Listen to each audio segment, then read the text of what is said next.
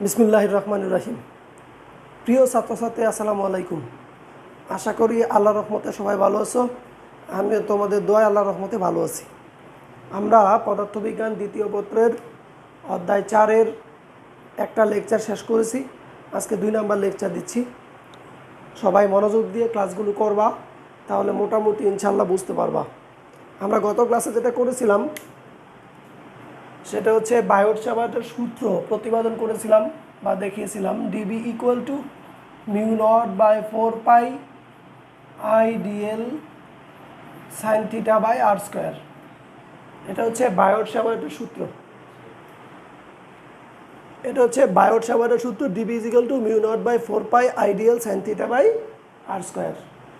তো এই সূত্রটার ব্যবহার আজকে আমরা দেখব, অর্থাৎ এই সূত্রটাকে ব্যবহার কিভাবে করা যায় বা এই সূত্রকে ব্যবহার করে আমরা কিভাবে চুম্বক ক্ষেত্রের মান বের করতে পারি সেটা আমরা দেখব। প্রথমে যেটা করব সেটা হচ্ছে সোজা অসীম দৈর্ঘ্যের পরিবাহীর নিকটে কোনো বিন্দুতে তড়িৎ ক্ষেত্র,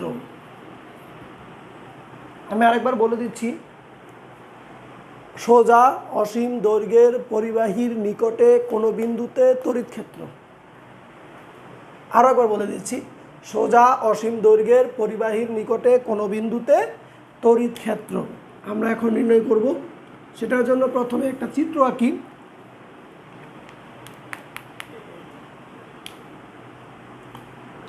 চিত্রটা সবাই আগে কমপ্লিট করে নেই। ডিএল, মধ্যবিন্দু হলো ও, এখান থেকে পি বিন্দুর দূরত্ব হলো আর, এটাকে আমরা ধরলাম এ। এম বিন্দু থেকে বিদ্যুৎ যাচ্ছে হলো বাম থেকে ডান দিকে, তড়িৎ প্রবাহ হচ্ছে আই, এখানে কোণ হলো থিটা। তো এই চিত্রের মধ্যে আমরা বায়োট-স্যাভার্টের সূত্র ব্যবহার করতে পারি। বায়োট-স্যাভার্টের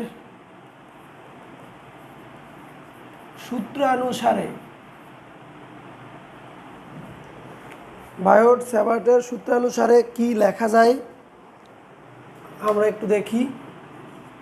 DB equal to mu naught by 4 pi I DL sine theta divided by R square. কীভাবে লিখলাম সেটা আগে বুঝে নেই, তারপরে বাকিটা করব। এইটা হলো অসীম দৈর্ঘ্যের একটা তার, বাম দিকে ইনফিনিটি, ডান দিকেও ইনফিনিটি। এটা কেমন তার যদি আমি একটু বুঝাইতে চাই, তাহলে উদাহরণ হিসেবে আমি যেটা বলি সেটা হলো, তোমার বাসার সামনে দিয়ে বিদ্যুতের তার দুই দিকে চলে গেছে, তুমি জানালা দিয়ে অল্প একটু তার দেখতে পাও, তুমি যতটুকু তার দেখতে পাও ততটুকুই কিন্তু বিদ্যুতের তার না। ডান দিকে কত দূরত্বে গেছে তুমি জানো না, বাম দিকে কত দূরত্বে গেছে তুমি জানো না। তাহলে এই তারটাকে আমরা অসীম দৈর্ঘ্যের তার হিসেবে কল্পনা করতে পারি। তো এরকম একটা তার আমরা এখানে নিলাম। তুমি এই এম বিন্দুতে আসো, বাম দিকে হচ্ছে মাইনাস ইনফিনিটি আর ডান দিকে হলো প্লাস ইনফিনিটি। এইবার এই তার থেকে আমরা ক্ষুদ্র একটা অংশ কেটে নিলাম ডিএল। এই ডিএল অংশের জন্য ডিএল এর মধ্যবিন্দু থেকে আর দূরত্বে পি বিন্দুতে চুম্বক ক্ষেত্রের মান হলো ডিবি। তাহলে পি বিন্দুতে চুম্বক ক্ষেত্রের মান ডিবি।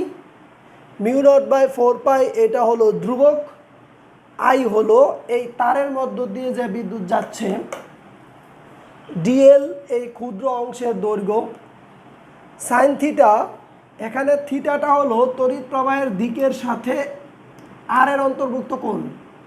তড়িৎ প্রবাহের দিকের সাথে আর এর অন্তর্ভুক্ত কোণ, এই কোণের সাইন হলো সাইন থিটা। ক্ষুদ্র অংশের মধ্যবিন্দু থেকে পি বিন্দুর যে দূরত্ব সেটা হলো আর, তাহলে এই জায়গায় হলো আর স্কোয়ার। আগে তারটা ছিল আঁকা বাঁকা, বায়োট-স্যাভার্টের সূত্রের মধ্যে যেটা আমরা দেখেছিলাম, আঁকা বাঁকার ক্ষেত্রে ওইটা প্রযোজ্য, আবার সোজা তারের ক্ষেত্রে প্রযোজ্য, বৃত্তাকার তারের ক্ষেত্রে এটা প্রযোজ্য ক্ষুদ্র অংশের জন্য। কার জন্য? ক্ষুদ্র অংশের জন্য। তাহলে এই ক্ষুদ্র অংশের জন্য আমরা এই সূত্রটাকে ব্যবহার করতে পারি। এখন এটা হলো এই ক্ষুদ্র অংশের জন্য, কিন্তু আমাদের বের করতে হবে সম্পূর্ণ তারের জন্য পি বিন্দুতে চুম্বক ক্ষেত্র। তোমরা সবাই জানো ক্ষুদ্র অংশ থেকে সম্পূর্ণ অংশ বের করার জন্য আমাদের কি করতে হয়? ইন্টিগ্রেশন করতে হয়। এটা আমি তোমাদের মুখস্থ করেছি অনেকবার। তাহলে সম্পূর্ণ তারের ক্ষেত্রে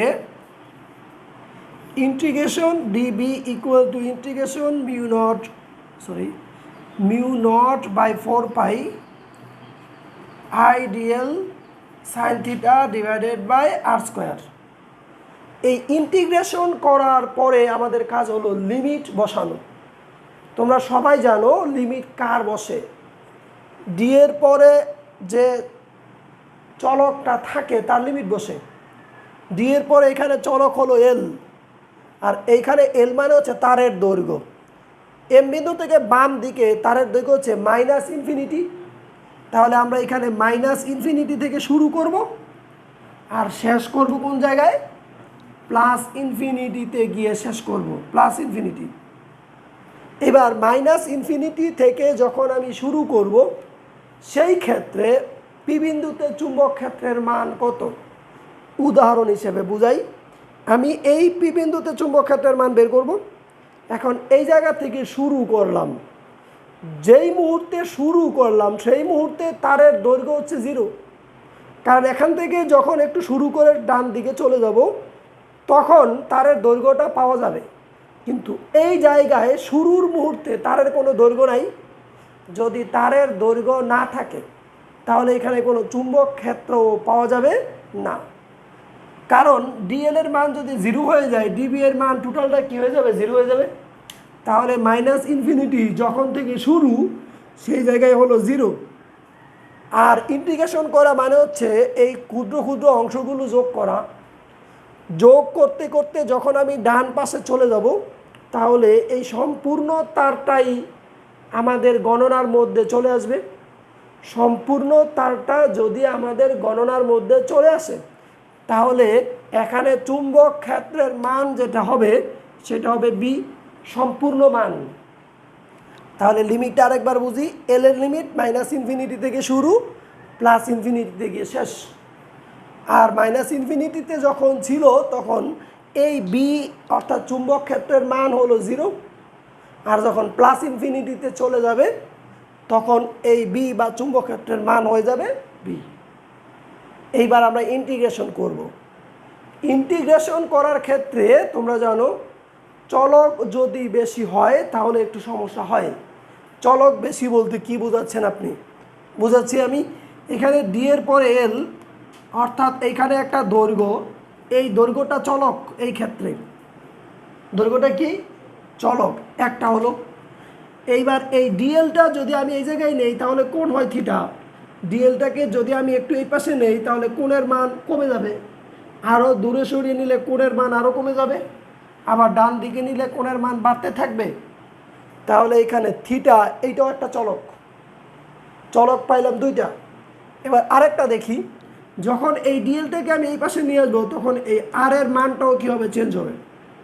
তাহলে ডিএল এর অবস্থানের জন্য আর এর মানও চেঞ্জ হয়। তাহলে আরও একটা চলক। এখানে চলক হয়ে গেল 3টা, একটা হলো এল, একটা থিটা, আর একটা হলো আর। এই 3টা চলকের জন্য ইন্টিগ্রেশন করা এটাকে একটু কঠিন, আর এই কারণে আমরা কঠিন দিকে না গিয়ে একটু সহজ উপায় খুঁজে বের করব। এটাকে আমি 1 নং সমীকরণ দিয়ে রাখলাম। এবার তোমরা একটু খেয়াল করে দেখবা ত্রিভুজ ও পি এম, ত্রিভুজ ও পি এম একটা ত্রিভুজ। এই ত্রিভুজের ওপি সমান হচ্ছে আর, পি এম সমান হচ্ছে এ, আর এখান থেকে এই পর্যন্ত আমি ধরতে পারি এল তারের দৈর্ঘ্য। এটাকে আমরা মাইনাস এল ধরলাম। কারণ মধ্যবিন্দু থেকে বাম দিকে মাইনাস ইনফিনিটি, ডান দিকে প্লাস ইনফিনিটি, যেহেতু বাম দিকে এসেছি তাহলে এটা মাইনাস এল ধরতে পারি আমরা, এই দূরত্বটাকে ধরলাম মাইনাস এল। এবার তাহলে দেখো কট থিটা ইকুয়াল টু কট থিটা টেনের উল্টা, টেনের ক্ষেত্রে আমরা জানি tan theta is equal two লম্ব বাই ভূমি, তাহলে কট থিটা সমান কী হবে, ভূমি বাই লম্ব। এখানে ভূমিটা হলো মাইনাস এল আর লম্বটা হলো এ, এই জায়গায় minus L equal to A caught theta. এইবার উভয় পক্ষকে যদি আমরা ডিফারেন্সিয়েশন করে দেই থিটার সাপেক্ষে, তাহলে আমরা এইভাবে লিখতে পারি ডি ডি থিটা এ কট থিটা। এইখান থেকে লেখা যায় এটার মান আছে মাইনাস কোসেক স্কোয়ার। আচ্ছা একটু লিখে দেই, না হলে তোমরা ঝামেলা, দেখা যায় ক্যামেরায় দেখা যায় এই জায়গায় minus DL by D theta দেখা যায়, নিচের অংশ দেখা যাচ্ছে না। ওকে, আমি ডান পাশে লিখি, তাহলে এই জায়গায় লিখলাম minus DL by D theta equal to A minus cosec square theta. কেন লিখলাম, কারণ এটা ধ্রুবক আর কট থিটাকে যদি আমরা ডিফারেন্সিয়েশন করি তাহলে আসবে মাইনাস কোসেক স্কোয়ার থিটা। এটাকে একটু এভাবে লিখতে পারি, মাইনাস মাইনাস কাটা দিয়ে d l equal to a cosec square theta d theta, a cosec square theta d theta ডান পাশে গুণ করে দিলাম, তাহলে ডিএল এর মান আমরা পেয়ে গেলাম। এবার আরেকটা মান আমাদের দরকার, সেটা হলো আর এর মান।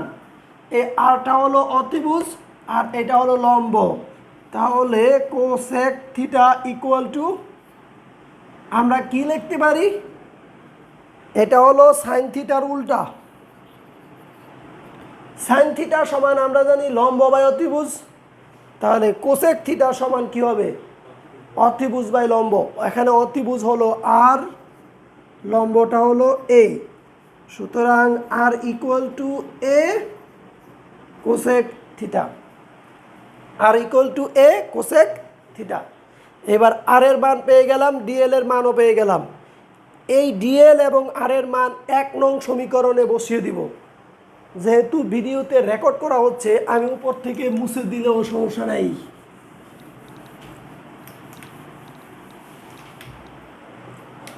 তোমরা একটু 1 নং সমীকরণের দিকে তাকাও, আমি লিখব 1 নং সমীকরণ হতে পাই integration DB equal to mu naught I r 4 pi, এই অংশটা হলো ধ্রুবক, তাহলে লিখে দিলাম mu naught I divided by 4 pi, বাইরে নিয়ে গেলাম।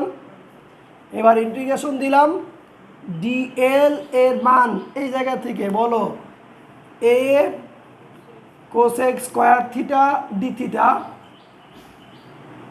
আর এইখানে সাইন থিটা রয়ে গেল নিচে, এটা হবে আর এর মান এ কোসেক থিটা, তাহলে এটা স্কোয়ার করে দিলে হবে A square cosec square theta. এই 1 নং সমীকরণে just mu naught I divided by 4 pi বাইরে নিয়ে গেলাম, ডিএল এর মান বসাইলাম, সাইন থিটাটা রয়ে গেল, আর এর মান বসাইলাম, আর কোনো কাজ করি নি। এইবার আমাদের একটা কাজ বাকি আছে, সেটা হলো এতক্ষণ ডি এর পরে ছিল এল, এখন ডি এর পরে হয়ে গেছে থিটা, ডি এর পরে এল এখন হয়ে গেছে কি থিটা। তাহলে আমাদের লিমিট তো চেঞ্জ করতে হবে, কারণ আমরা যেটা জানি সেটা হলো ডি এর পরে যা থাকে তার লিমিট বসে।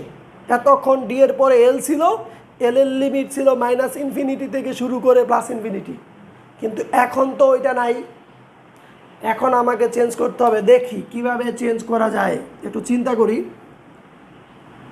এটা হলো পি বিন্দু, এখানে ছিল ডিএল, এটা ছিল থিটা, আমি ধরলাম এটা হলো 45 ডিগ্রি ছিল।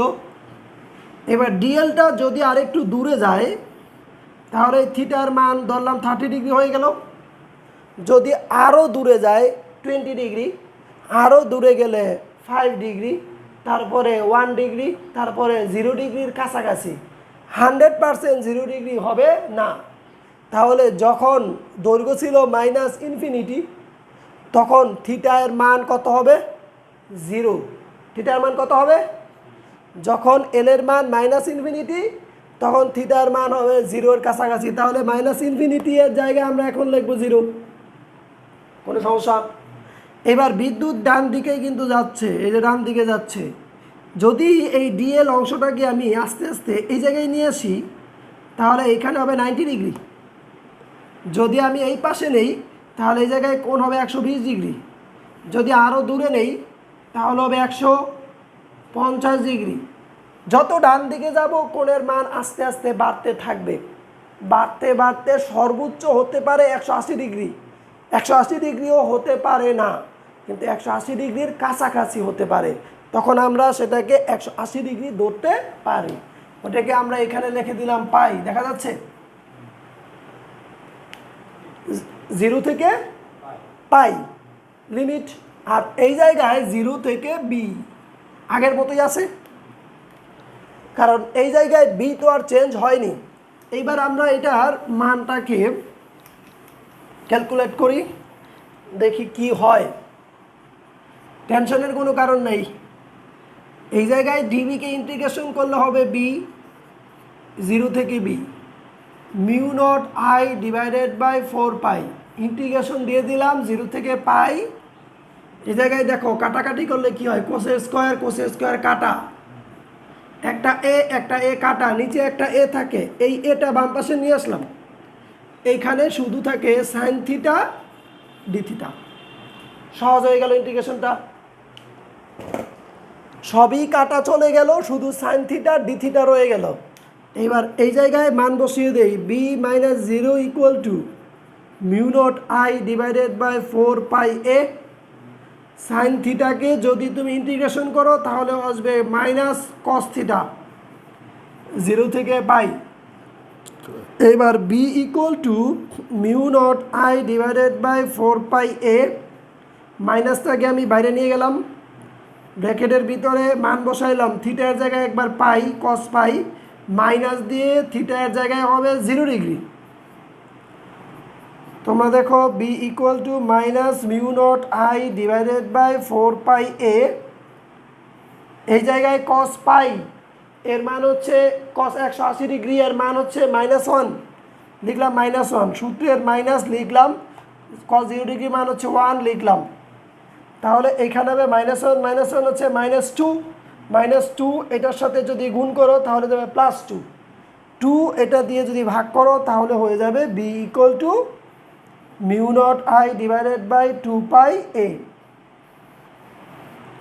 B equal to μ0 I divided by 2 pi a. এটা কখন প্রযোজ্য? যদি একটা অসীম দৈর্ঘ্যের তার থাকে। কত দৈর্ঘ্যের তার? অসীম দৈর্ঘ্যের। অসীম বললে একদম সূর্য পর্যন্ত যাইতে হবে এরকম না, নির্দিষ্ট সীমার বাইরে অসীম বলা হয়। তো যদি অসীম দৈর্ঘ্যের তার থাকে, তখন এই তারের নিকটে, মনে করো এই বিন্দুতে তুমি চৌম্বক ক্ষেত্রের মান বের করবা। পি বিন্দুতে তোমার শুধু জানতে হবে তার থেকে পি বিন্দুর লম্ব দূরত্ব কত, মানে সরাসরি দূরত্বটা কত, এটা হলো এ। আর জানতে হবে তারের মধ্য দিয়ে কি পরিমাণ বিদ্যুৎ যাচ্ছে। এই দুইটা জিনিস জানতে পারলেই তুমি পি বিন্দুতে চুম্বক ক্ষেত্রের মান বের করতে পারবা। কারণ μ0 মান আমরা জানি, 2 পাই মানও আমরা জানি। এই জন্য বললাম যে পদার্থবিজ্ঞান অনেক সহজ যদি আমরা বুঝতে পারি। পদার্থবিজ্ঞানের মতো সহজ আমার মনে হয় কোনো সাবজেক্ট আর নাই। অন্য কোনো সাবজেক্ট, বাংলাও না, বাংলা অনেক কঠিন। আচ্ছা যাই হোক, তাহলে আমরা এটা শিখলাম। এটা দিয়ে অঙ্ক করবো একটু পরে, আরেকটা প্রতিপাদন শিখে নেই, তারপর এটা দিয়ে আমরা অঙ্ক করবো একসাথে, দুইটা দিয়ে। তোমরা যদি কোনো অংশ বুঝতে না পারো, একটু বারবার দেখবা, বারবার দেখলেই বুঝতে পারবে ইনশাল্লাহ।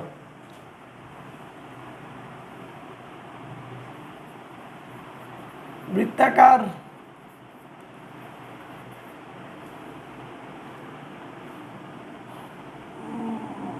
কুণ্ডলীর কেন্দ্রে লিখি পরিমাণ, বৃত্তাকার কুণ্ডলীর কেন্দ্রে চুম্বক ক্ষেত্র। বৃত্তাকার কুণ্ডলীর কেন্দ্রে চুম্বক ক্ষেত্র। তোমরা সবাই চিত্রটা আঁকবা আগে, চিত্র বুঝলেই মোটামুটি হয়ে যায় অনেক কিছু।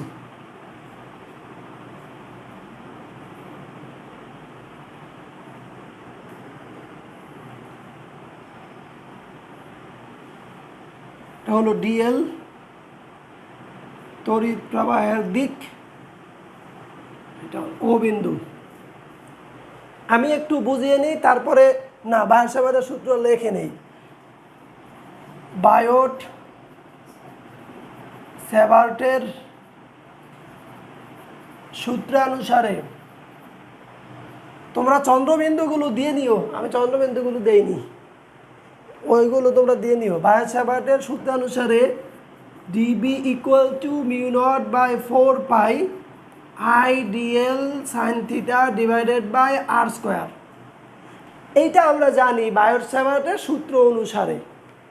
এবার আমি এটার মধ্যে কিভাবে অ্যাপ্লাই করলাম সেটা একটু বুঝিয়ে নেই, তারপরে বাকিটা করতেছি। এটা হলো একটা বৃত্তাকার কুণ্ডলী যার কেন্দ্র হচ্ছে ও, যার কেন্দ্র হলো ও। এই কুণ্ডলীর ব্যাসার্ধ হলো আর। এইবার যদি ব্যাসার্ধ আর হয় তাহলে কেন্দ্র থেকে আর দূরত্বে একটা ক্ষুদ্র অংশ নিলাম ডিএল, এই তারের মধ্য দিয়ে বিদ্যুৎ প্রবাহিত হচ্ছে আই। এই জায়গায় গিয়ে বিদ্যুৎ প্রবাহের দিক কোনটা? শুধু এই জায়গায় না, যে কোনো বিন্দুতে বিদ্যুৎ প্রবাহের দিক হবে তার স্পর্শক বরাবর। যে কোনো বিন্দুতে বৃত্তাকার পরিবাহী বা বৃত্তাকার কুণ্ডলীর ক্ষেত্রে যে কোনো বিন্দুতে বিদ্যুৎ প্রবাহের দিক হবে ওই কুণ্ডলীর স্পর্শক বরাবর। তাহলে এই বিন্দুতে বিদ্যুৎ প্রবাহের দিক হলো ডান দিকে, স্পর্শক বরাবর। এইবার ব্যাসার্ধের সাথে বা আর এর সাথে এই তড়িৎ প্রবাহের অন্তর্ভুক্ত কোণ থিটার মান হলো 90 ডিগ্রি। কয় ডিগ্রি? 90 ডিগ্রি। এবার এই জায়গায় আমরা ব্যবহার করলাম কিভাবে বায়ট স্যাভার্টের সূত্র সেটা একটু দেখে নিই। আমাদের টার্গেট ও বিন্দুতে কি বের করা? চুম্বক ক্ষেত্র বের করা। ও বিন্দুতে চুম্বক ক্ষেত্র বের করা। তাহলে ডিএল ক্ষুদ্র দৈর্ঘ্য, ডিএল ক্ষুদ্র দৈর্ঘ্যের জন্য ও বিন্দুতে চুম্বক ক্ষেত্রের মান হবে ডিবি। এই অংশটা হলো ডিএল, এই জন্য এটা হচ্ছে ডিএল। এটার মধ্য দিয়ে বিদ্যুৎ যাচ্ছে হলো আই, বিদ্যুৎ দেখাইলাম আই। এটার মধ্যবিন্দু থেকে এই বিন্দুর যে দূরত্ব সেটা হলো আর, এই যে আর। আর এই জায়গায় তড়িৎ প্রবাহের সাথে আর এর অন্তর্ভুক্ত কোণ হচ্ছে থিটা, দেখাইলাম থিটা। কিন্তু এই জায়গায় থিটার মান কয় ডিগ্রি? থিটার মান কয় degree? I DL by R square. এখানে থিটার মান হলো 90 ডিগ্রি। সাইন 90 ডিগ্রির মান কত? 1। এই কারণে এই সাইন আর এখানে আসলো না। এবার সম্পূর্ণ তারের জন্য যদি আমি বের করতে চাই, সম্পূর্ণ তারের ক্ষেত্রে integration DB equal to integration mu naught by 4 pi I DL divided by R square. আমাকে তোমরা বলবা যে এখানে লিমিট হবে কার? লিমিট হবে এল এর। এখানে এল মানে কি? এল মানে হচ্ছে এখানে যে তারটা পেঁচানো আছে সেই তারের দৈর্ঘ্য। আমরা এখানে একটা প্যাচ কল্পনা করলাম বা একটা পাক কল্পনা করলাম। যদি এখান থেকে আমি শুরু করি, শুরুতে তারের দৈর্ঘ্য হলো 0। শুরুতে তারের দৈর্ঘ্য কত? আর এখান থেকে শুরু করে যদি সম্পূর্ণটা ঘুরে চলে আসি, তাহলে এখান থেকে ঘুরে আবার এই পাশে আসলে এটা হলো একটা বৃত্তের পরিধি। এটা কি হবে? বৃত্তের। যদি আমি এটাকে এল ধরি তারের দৈর্ঘ্য, তাহলে এটাকে লেখা যায় 2πr। বৃত্তের পরিধি 2πr কেন? এখানে ব্যাসার্ধ দেওয়া আছে আর। ব্যাসার্ধ কত দেওয়া আছে? আর দেওয়া আছে। তাহলে এল ইজ ইকুয়াল টু 2πr। তাহলে 0 থেকে এল অথবা একবারে লিখে দিলাম 2πr। তাহলে যখন তারের দৈর্ঘ্য 0 তখন এখানে চুম্বক ক্ষেত্রের মান হলো 0। যখন সম্পূর্ণ তারটা হিসেব করে ফেললাম তখন হবে বি। কারো কোনো আপত্তি আছে? এইবার এইখানে চলক কয়টা? আগের বার চলক ছিল 3টা, এই জায়গায় চলক কয়টা দেখা যাচ্ছে? একটা চলক তো বাদ হয়ে গেল, এল আর একটা হচ্ছে আর, 2টা চলক মনে হচ্ছে, কিন্তু 2টা চলক এইখানে নাই, শুধুমাত্র এলটাই চলক, এই আরটা হলো ধ্রুবক। কারণ কি? কারণ হলো যখন তুমি একটা বৃত্ত নিয়েছো, এই বৃত্তের এখানে ডিএল নাও অথবা এখানে নাও অথবা এখানে নাও অথবা এখানে নাও, যেখানেই নাও দূরত্ব হবে আর, তাহলে আর তো আর চেঞ্জ হচ্ছে না, আর কোনো অবস্থাতেই চেঞ্জ হচ্ছে না, তাহলে এই আরটা হয়ে গেল এবার ধ্রুবক। এখানে চলক আছে মাত্র একটা, ইন্টিগ্রেশন করা আমাদের জন্য এটা কঠিন না। এখানে লিখলাম বি, 0 থেকে বি, আর এখানে ধ্রুবক আছে হলো mu naught I divided by 4 pi R square, 4 pi R square, এখানে ইন্টিগ্রেশন ডিএল 0 থেকে 2 পাই আর লিখে দিলাম। এইবার মানগুলো বসাবো, বি ভেঙে লিখে দেই, হবে বি মাইনাস 0 ইকুয়াল টু ডান পাশে mu naught I divided by 4 pi R square লিখে দিলাম। ডিএলকে ইন্টিগ্রেশন করলে কি হয়? শুধু এল হয়, তাহলে লিখে দিলাম এল, নিচের লিমিট হলো 0, উপরে হলো 2 পাই আর। এইবার মান বসিয়ে দিব, বাম পাশে শুধু B mu naught I divided by 4 pi R square. এইখানে আমাকে বলো এল এর জায়গায় কি বসবে? সম্পূর্ণটা 2 পাই আর, এল এর জায়গায় কি বসবে? 0, ঝামেলা শেষ। এইবার এই 0 তো বাদ, 2 দিয়ে কাটলে এখানে হবে 2, পাই পাই কাটা যায়, আর দিয়ে কাটলে এখানে একটা আর, সুতরাং B is equal to mu naught I by 2 R. এই চুম্বক ক্ষেত্র কখন? যখন একটা বৃত্তাকার কুণ্ডলী নিবা, এই বৃত্তাকার কুণ্ডলীর ব্যাসার্ধ হচ্ছে আর, আর এই কুণ্ডলীর মধ্য দিয়ে তড়িৎ প্রবাহিত হচ্ছে কত? আই। এইবার এইটা আমি দেখাইলাম একটা পাকের জন্য, কয়টা পাক? এবার আমি যদি এখানে 10টা পাক নেই, তাহলে এখানে 10 দিয়ে গুণ করতে হবে। যদি এন সংখ্যক পাক নেই, লিখে দিলাম এন সংখ্যক পাকের ক্ষেত্রে বা প্যাচের জন্য B equal to mu naught N I divided by 2 R, just N দিয়ে গুণ করলাম, কারণ আমি এখানে দেখিয়েছি একটা পাকের জন্য চুম্বক ক্ষেত্র যদি 1 টেসলা হয়, 2টা পাকের জন্য চুম্বক ক্ষেত্র হবে 2 টেসলা, 3টার জন্য হবে 3 টেসলা। এই জন্য এন সংখ্যকের জন্য হবে এন গুণ mu naught N I divided by 2 R. 2টা সূত্র একসাথে দেখি আমরা, B is equal to mu naught I divided by 2 pi A. যখন পাক সংখ্যা বা বৃত্তাকার থাকবে কুণ্ডলী, তখন এখানে থাকবে এন আর থাকবে ব্যাসার্ধ, আর যখন সোজা পরিবাহী হবে এখানে হবে মিউ নট আই শুধুমাত্র, এই জায়গায় থাকবে 2 পাই এ। এটা হলো লম্ব দূরত্ব। ভালো করে যদি প্রতিপাদনগুলো বুঝতে পারো, অঙ্ক করা কোনো ঘটনা না। আর যদি প্রতিপাদন ভালো করে বুঝতে না পারো, অঙ্ক মুখস্থ করবা 1 দিন 2 দিন 5 দিন, ধরলাম 1 সপ্তাহ বা 1 মাস থাকবে, তারপরে তোমার মন থেকে আবার মুছে যাবে। আর এই চিত্রগুলো মনের ভিতরে যদি থাকে, এই সূত্রগুলো জাস্ট একটু দেখলেই মনে পড়ে যাবে যে এইগুলো তো এইভাবে ছিল। এই জন্যেই শুধুমাত্র আমি প্রতিপাদনগুলো করাই, যাতে করে তোমাদের মনে থাকে। ওকে, এইবার একটা অঙ্ক করব আমরা।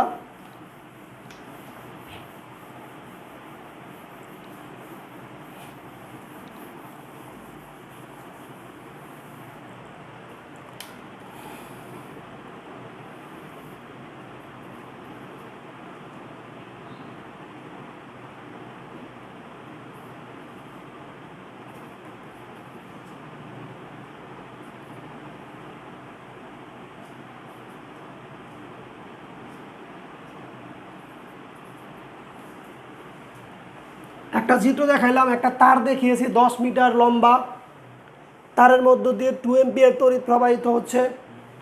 এখানে পি একটা বিন্দু নিলাম, পিটা হলো তার থেকে 5 সেন্টিমিটার দূরে। কত সেন্টিমিটার দূরে? 5 সেন্টিমিটার দূরে। আমাদের কাছে প্রশ্ন হলো 1 নাম্বার, পি বিন্দুতে চৌম্বক ক্ষেত্র নির্ণয় করো। পি বিন্দুতে চৌম্বক ক্ষেত্র নির্ণয় করো বা চুম্বক ক্ষেত্রের মান বের করো। চুম্বক ক্ষেত্রের লিখতে পারো চুম্বক ক্ষেত্রের মান বের করো, একই কথা। 2 নাম্বার, তারটিকে 8 সেন্টিমিটার ব্যাসার্ধের বৃত্তাকার কুণ্ডলী পাকিয়ে কুণ্ডলীর কেন্দ্রে চৌম্বক ক্ষেত্রের মান বের করো। আমি আরেকবার বলে দিচ্ছি, 1 নাম্বার প্রশ্নটা হলো পি বিন্দুতে চুম্বক ক্ষেত্রের মান বের করো, পি বিন্দুতে। আর 2 নাম্বার প্রশ্নটা হলো এই তারটাকে আমরা একটা বৃত্তাকার কুণ্ডলী তৈরি করব। তারটিকে কত সেন্টিমিটার ব্যাসার্ধের? 8 সেন্টিমিটার ব্যাসার্ধের বৃত্তাকার কুণ্ডলী পাকিয়ে কুণ্ডলীর কেন্দ্রে চুম্বক ক্ষেত্রের মান বের করো। কুণ্ডলীর কেন্দ্রে চুম্বক ক্ষেত্রের মান কত সেটা আমাদের বের করতে হবে। আমি একটা একটা করে করে দিচ্ছি। 1 নাম্বার, এখানে কি কি দেওয়া আছে আমাকে একটু বলো। এখানে দেওয়া আছে I = 2 এম্পিয়ার, আর দেওয়া আছে A = 5 সেন্টিমিটার সমান হলো 0.05 মিটার। 100 দিয়ে ভাগ করলে সেন্টিমিটার থেকে মিটারে নেওয়া যায়। আমরা বের করব চুম্বক ক্ষেত্রের মান B = হোয়াট। একেবারে সহজ একটা অঙ্ক। আমরা জানি B = μ0 I / 2πa। μ0 এর মান হলো 4π × 10⁻⁷ ইন্টু I এর মান হলো 2, এখানে লিখলাম 2π ইন্টু এর মান হলো 0.05। এবার এটা যদি কাটাকাটি করে দেই, এখানে হবে 2, এখানে কত হবে 2, 2 দুগুণে এখানে হবে 4। যদি আমরা ক্যালকুলেশন করি তাহলে মানটা কত হয়?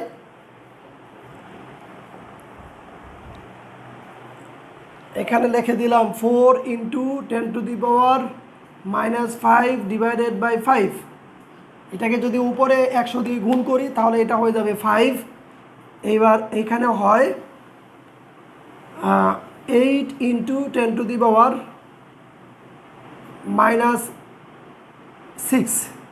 টেসলা। বি এর মান 8, মানে 5টা হয় 40.8, 10⁻⁵ না লিখে 8 × 10⁻⁶ লিখলাম। তোমরা ক্যালকুলেটর দিয়ে করবা, কোনো সমস্যা নাই। এইটাকে আবার এইটাও লেখা যায় B = 8 মাইক্রো টেসলা। মাইক্রো টেসলাকে যদি টেসলায় নিতে চাই তাহলে 10⁻⁶ দিয়ে গুণ করতে হয়। তাহলে এখানে আসলো 8 × 10⁻⁶ টেসলা। 1 নাম্বার অঙ্কটা আমাদের কমপ্লিট হয়ে গেল।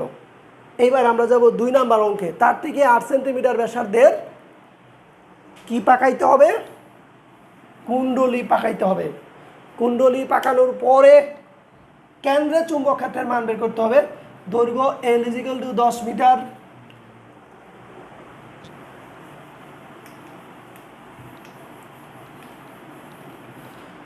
দৈর্ঘ্য L = 10 মিটার।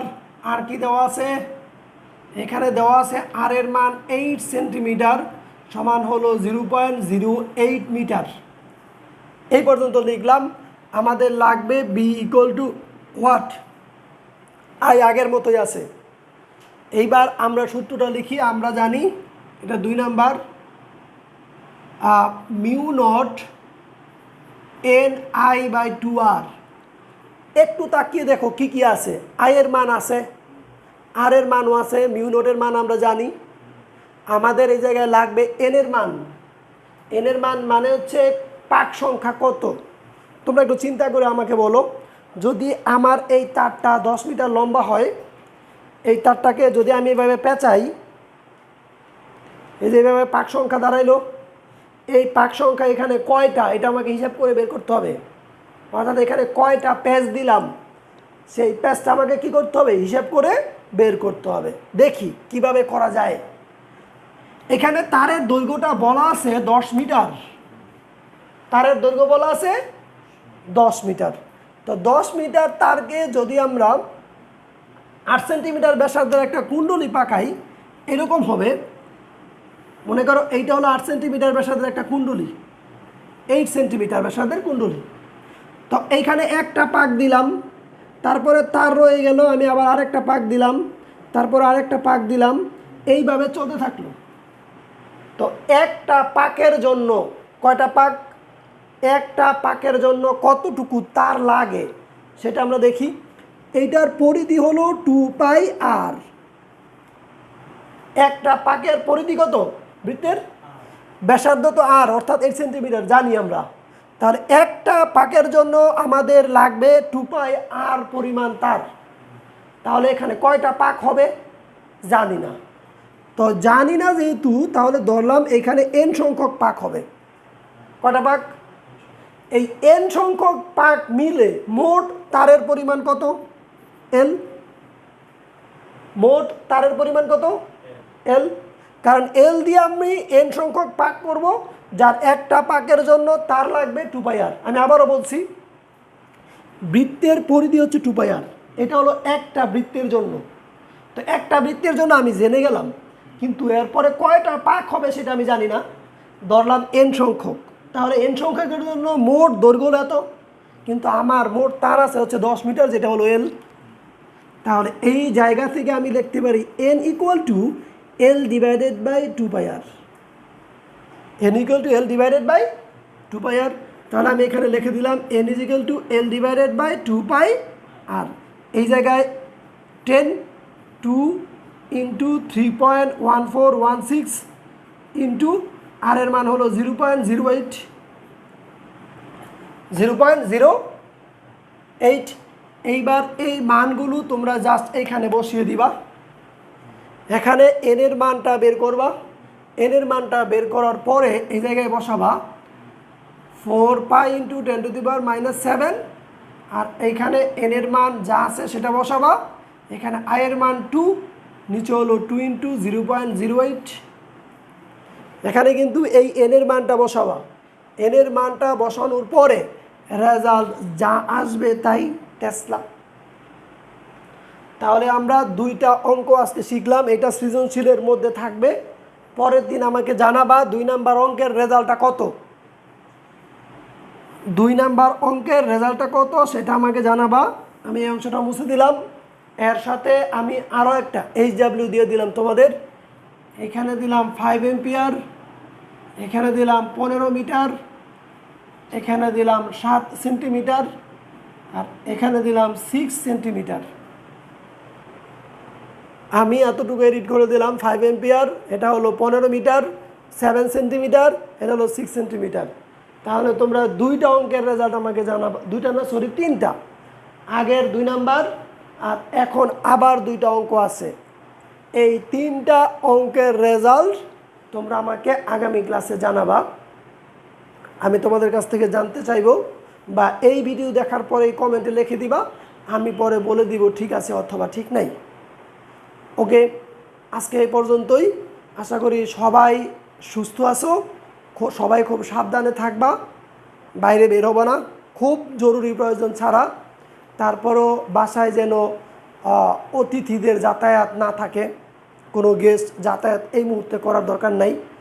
সাবধানতায় তোমাকে রক্ষা করতে পারে। আর আল্লাহর কাছে প্রার্থনা করো যেন আল্লাহ আমাদের সবাইকে হেফাজতে রাখেন। আজকে শেষ করলাম, পরের ক্লাসে আবার দেখা হবে। আল্লাহ হাফেজ।